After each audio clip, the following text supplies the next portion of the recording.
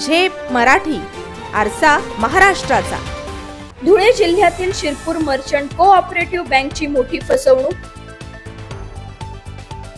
तब्बल 14 कोटी रुपयांचा बँकेला घातला गंडा। तत्कालीन अध्यक्षांसह 50 जणांविरुद्ध गुन्हा दाखल।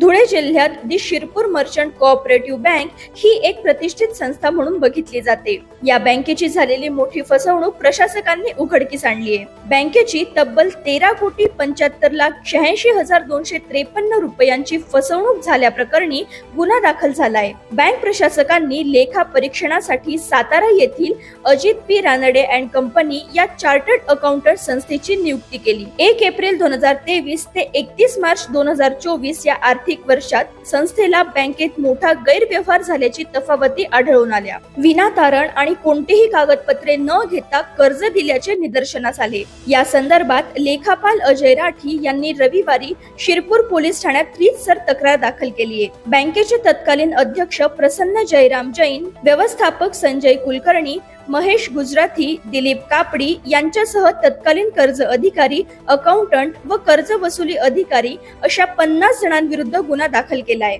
या घटनेमुळे धुळे जिल्ह्यासह सहकार क्षेत्रात मोठी खळबळ उडाली आहे। अशाच वेगळ्या आणि ताज्या बातम्यांसाठी पाहत रहा झेप मराठी, आरसा महाराष्ट्राचा। संपादक प्राध्यापक अनिल चव्हाण, धुळे।